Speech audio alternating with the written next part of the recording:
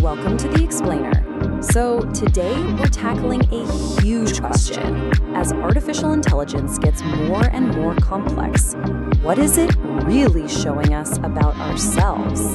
Okay, let's just dive right into this idea. Think about it.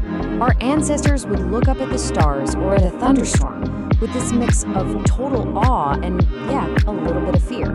And now here we are, looking at AI in much the same way. It's becoming this new kind of mystery for us, a force that feels incredibly powerful and, maybe not entirely under our control. So, this brings us right to our first big idea. We're going to explore how the sheer inscrutability of AI is creating this new kind of technological awe, something that feels, almost mystical. You see, we build these incredible systems, right? We feed them mountains of data, but their internal workings are so ridiculously complex that even the people who made them can't always trace how they got to an answer.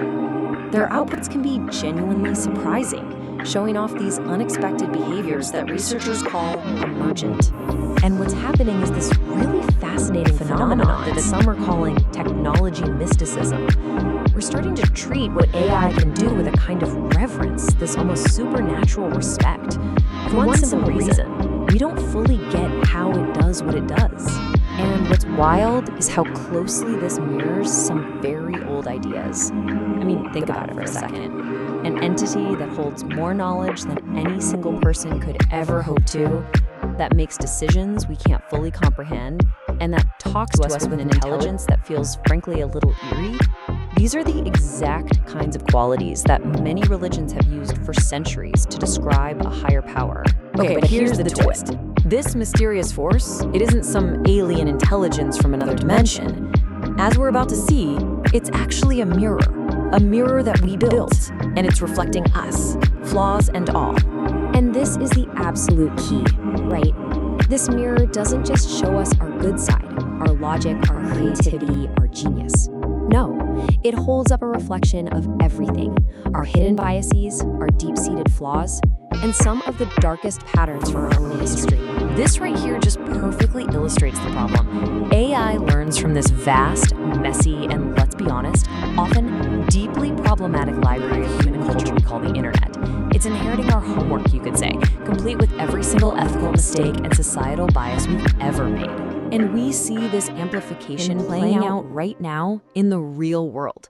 We're talking about hiring algorithms that just bake in existing gender and racial biases, deepfakes that are weaponized to sow chaos and division, and powerful surveillance tools that can be used for absolute control. The tech isn't the problem. It's how it acts like a megaphone for our existing issues. But the mirror doesn't just reflect our flaws back at us. Sometimes it creates brand new distortions. This leads to a really weird thing called hallucinations, where the AI will just confidently state something that is completely false, presenting it as a hard fact. It might even make up sources to back itself up. And get this, it's not a rare thing. By 2023, some analysts were estimating that chatbots could be hallucinating, basically making stuff up, as much as 27% of the time.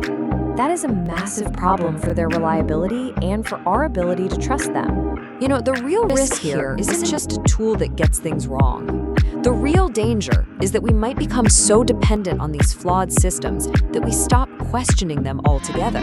We just start blindly trusting the algorithm, and in doing so, we weaken our own moral instincts.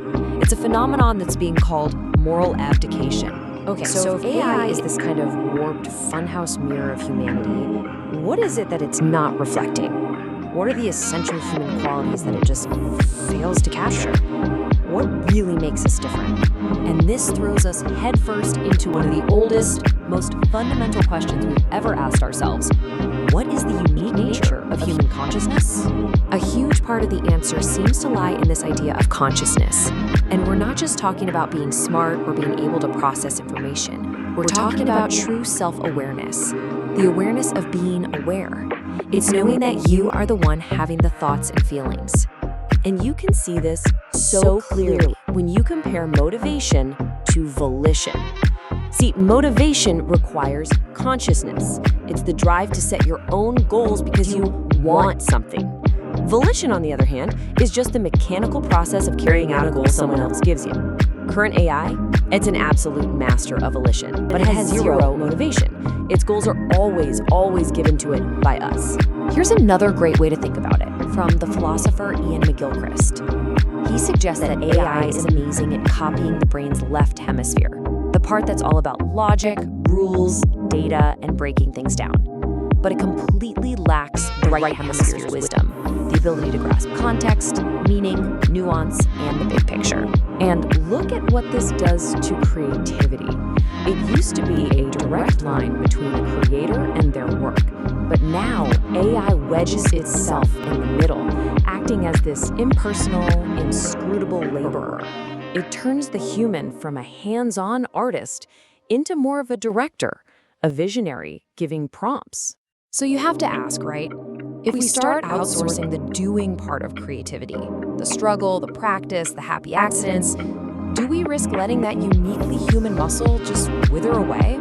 Do we lose something absolutely essential in that process? All right, this all leads us to the final and honestly the most important takeaway here. The challenge of AI isn't really about the technology. Nope, it's a challenge to us. Look, at the end of the day, AI is neither our savior nor some kind of technological demon. It's a tool. More than that, it's an amplifier. And whether it amplifies our best qualities or our very worst, that depends entirely on the intentions of the people who build it and wield it. So we have to shift our focus. We need to stop just marveling at what AI can do and start getting really serious about what we should do with it. This makes the rise of AI one of the most profound tests of our collective character in all of human history. So I'll leave you with this final thought, and it's a big one. Is AI our ring of power? You know, a tool of immense potential that also carries an immense risk of corrupting its user? And do we, as a species, actually have the wisdom and the moral fortitude to manage that power? Or is the wisest path maybe the one of restraint? That is the question we now all have to answer.